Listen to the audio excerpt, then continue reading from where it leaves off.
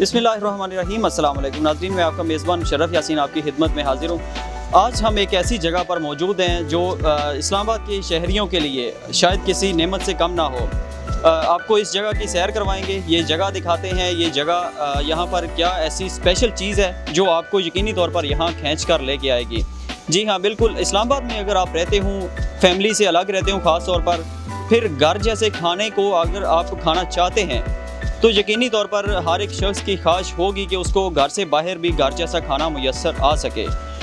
बहुत से होटल्स होते हैं, अच्छे अच्छे खाने होते हैं उनके, लेकिन मसाला जात और तरह तरह की चीज़ें डाल के वो शायद इंसानी सेहत के लिए अच्छे नहीं रहते। आज एक ऐसे ही ढाबे पर हम मौजूद हैं जिस तरह आप मेरे रकब में देख सकते हैं, खाला का ढाबा, घर से बाहर घर जैसा खाना, इनका है नारा। आज इस ढाबे की आपको सैर करवाते हैं, इनसे बातचीत करेंगे जो इस ढाबे के मालिक हैं, फिर साथ वो खाला जिनके नाम पर ये ढाबा बना हुआ है उनसे भी गुफ्तगू करेंगे, उनसे पूछेंगे आखिर ये आइडिया उनके जहन में कैसे आया और क्या क्या चीज़ें वो खाने में दे रहे हैं। मेरे साथ दोनों अब ये हस्बैंड और वाइफ दोनों मौजूद हैं जिन्होंने ये ढाबे का आगाज़ किया इस्लामाबाद के ऐसे सेक्टर में जहाँ पर शायद बड़े लजीज़ खाने भी मुयस्सर हों। लेकिन इनके जहन में ये ख्याल कैसे आया? सर, पहले तो आपका शुक्रिया अदा करूँगा, आप अपने काम छोड़ के हमें आपने वक्त दिया। ये ख्याल जहन में कैसे आया कि किस तरह का काम का आगाज़ किया जाए जो शायद इस्लामाबाद में कहीं और नहीं है? असल में ये मेरे वाइफ की सारी गाइडलाइन है। ये चाहती थी कोई अच्छा सा ढाबा हो जिसमें खाने पीने की चीज़ें मेयारी हों, तो बाकी यही बताएंगी। नहीं, आप भी तो थोड़ा सा बताएं ना, आप कैसे वाइफ की बात मान गए? अमूमन ये होता है कि ख़वातीन की बात नहीं मानी जाती, उन्हें कहा जाता है भी आप घर पे रहें, मैं कमाऊँगा, मैं ही करूँगा।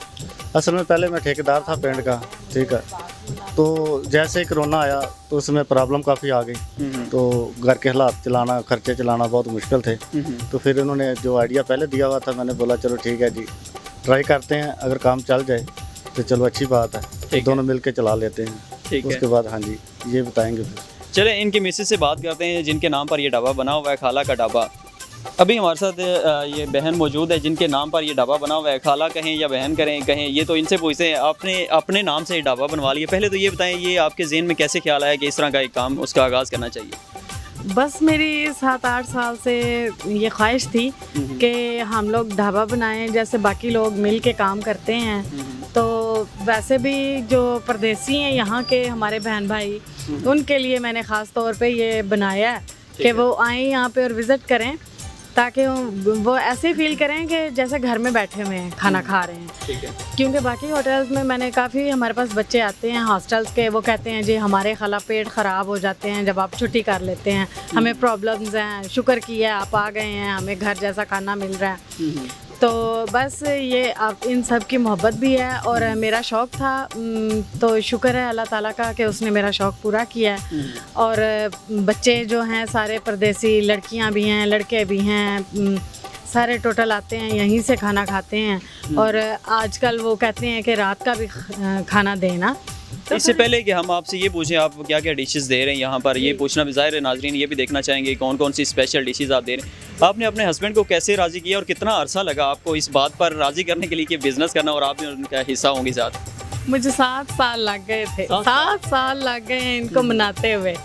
और फिर ये कोरोना आ गया और मेरे लिए अच्छा हो गया कि मेरी बात मानी गई और इन्होंने कहा जी ठीक है, बाहर काम के हालात नहीं हैं तो ट्राई करते हैं।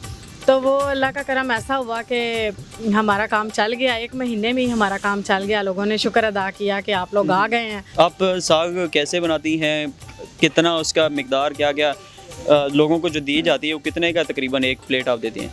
साग तो आजकल आपको पता है महंगाई काफ़ी हो गई है और हर चीज़ महंगी हो गई है। साग की गट्ठी एक जो है वो 80 रुपये की शायद हो गई है और डेली रेट चेंज हो रहे हैं। और कोशिश करते हैं कि भाई हमारी प्लेट का वही रेट है, वो चेंज नहीं होता। 250 की प्लेट है मक्खन के तड़के के साथ, तो वही है। 80 की गट्ठी हो या 100 की हो, हमें वो डेली, ये दुकानदार जो होते हैं वो रेट चेंज करते हैं, हम नहीं कर सकते, हमारा एक ही है। क्योंकि यहाँ पर देसी बच्चे आए हैं बेचारे, उन्होंने अपने कई जॉब करते हैं, कई पढ़ते हैं, उन्होंने अपने सारे मामलात दे के खाना खाना होता है, फिर हम लोग ज़्यादती करें ये गलत बात है। मैं पीछे देख रहा हूँ चूल्हा भी बड़ा देसी सा, अगर थोड़ा सा आप हटिएगी तो ये चूल्हा भी देख सकते हैं आप, देसी टाइप का चूल्हा है, उसके अंदर लकड़ियाँ जला के ये आग जला रहे हैं जिस पे खाना बनाया जाता है। इस मुश्किल मौसम में ठंड भी इतनी शदीद है, आपने कैप भी पहनी हुई है, ठंड का अंदाज़ा हो रहा है ये देख के। तो ये नहीं ख्याल आया कि सिलेंडर इस्तेमाल कर लें, आराम से तसल्ली से खाना बनता रहेगा, कोई टेंशन नहीं होगी? सिलेंडर सबसे पहले तो ये है ना, सिलेंडर महंगा तो जो होना था हो ही गया, लेकिन अगर मुश्किल में कर भी लें तो लेकिन उसका टेस्ट वो वाला नहीं आता जो इधर लकड़ी की चूल्हे पे आता है ना। इस वजह से फिर मैंने कहा कोई बात नहीं, ये देखें आप कैसे हो गए हैं लकड़ियाँ जला जला के, इस वजह से खैर है, कोई बात नहीं, खाने में टेस्ट तो आता है ना, एक जैसे माँ बनाती है या खाला बनाती है सेम वही वाला टेस्ट आता है। तो घर का टेस्ट लाने के लिए फिर बंदे को थोड़ी जदोजहद भी करनी पड़ती है। नाज़रीन, साथ साथ ये आप देखें जो इन्होंने पराठे वगैरह तैयार किए हैं, मूली वाला पराठा हो गया, आलू वाला पराठा, ये ख़ास तौर पर ये ऐसी चीज़ें जो गाँव देहातों के लोग होते हैं वो बहुत अच्छी तरह समझते हैं कि इन चीज़ों की क्या हैसियत है, क्या वैल्यू है इंसान के लिए। आलू वाला पराठा बड़ा ज़बरदस्त होता है, आप इनका टेस्ट अगर आप चेक करें आके, आप यकीनी तौर पर अपने उंगलियां भी चाटते रह जाएंगे, इतना ज़बरदस्त आलू का पराठा और मूली वाला पराठा भी ख़ास तौर पर इस सीज़न में जो ये साथ बना रही हैं।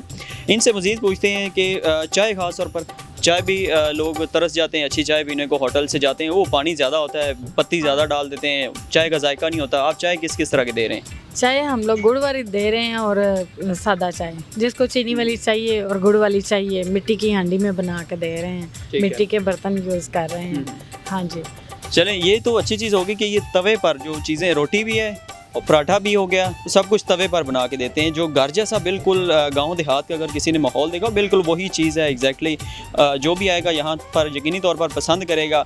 हर एक बंदा ये सोच रहा होगा कि इसकी लोकेशन कहाँ पे है, ये ढाबा कहाँ पे ये सारा कुछ चल रहा है, क्योंकि जब भी जो भी देखेंगे उनकी ख्वाहिश होगी कि वो यहाँ आएँ और आकर इसी ढाबे का खाना खाएं। तो मैं आपको लोकेशन भी इसकी बता देता हूँ, इसके बाद जो लोग यहाँ खाना खाने आए हैं उनसे भी कुछ थोड़ी सी गुफ्तगू करेंगे, फिर आखिर में आपको इस ढाबे की लोकेशन भी बता देंगे। हमारे साथ अभी एक मौजूद हैं साहब, इन्होंने यहाँ से इस ढाबे से खाना खाया। सर, बड़े आप लग रहे हैं इस्लामाबाद के शहरी, और वो जिस तरह से होते हैं मम्मी डैडी टाइप लोग होते हैं, वो तो इस तरह खाना पसंद नहीं करते, आप कैसे यहाँ पे आ गए और खाना खा रहे हैं? यार मैं बेसिकली पेंडू हूँ। अच्छा, ज़बरदस्त जी सर। फिर और इस्लामाबाद में आकर सेटल हो गए, तो ऐसी चीज़ें ढूंढने के लिए हम निकल रहते हैं जो हमने बचपन से लेकर जवानी तक हमने खाने खाए हैं, वो यहाँ पर ना पाए हैं। तो इनके लिए हम घूमते रहते हैं, जहाँ कहीं ये मिल जाती है, ये नेमते हमें, तो हम वहाँ जाकर एंजॉय करते हैं। यहाँ भी आए हैं, यहाँ भी हमें ये वो चीज़ें मिलती हैं जो घर में हमारे नहीं बनती, क्योंकि इनके ऊपर बड़ी मेहनत करनी पड़ती है देसी खानों के ऊपर। तो सर, खाने का जायका कैसा लगा? तुसी पेंडू कह दिता है, लग रहा प्योरली पंजाबी हो तुसी, ते खाने का जायका कैसा लगा? तुसी तो खाना खाया, मैं देख रहा चाय भी तोड़े अगे पई, चाय केड़ी पी रहे हो? चाय तो कोटे वाले दी खाई, और इन्हों के जे मूलियां लै ते पराठे ने वो बड़े ज़बरदस्त ने, और सही सानू अपने कल्चर का टच ਉਹਦੇ पूरा पूरा है, पंजाबी ते देसी टच हो गया ਇਹਦੇ। सर, तुसी देखने वाले ਨੂੰ ਕੀ मशवरा दोगे इस ढाबे के बारे, इस खाने के बारे? ਤੁਹਾਨੂੰ कैसा फील होया, कैसा तुसी अपने राय ਦਾ इज़हार करना चाहोगे?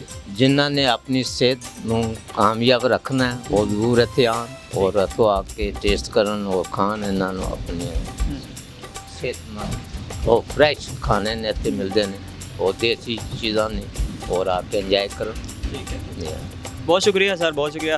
नाजरीन, आपने ये सारी गुफ्तगू सुनी ढाबे के मालिकान, मालिक मैं नहीं कहूँगा मालिकान, चूँकि जो हैं इस ढाबे की मालकन असल में खाला का ढाबा, जिनके नाम से ये ढाबा बनाया गया है, उनकी गुफ्तगू भी आपने सुनी। फिर एक शहरी जो यहाँ पर खाना खाने आए हैं उनकी गुफ्तगू भी सुनी।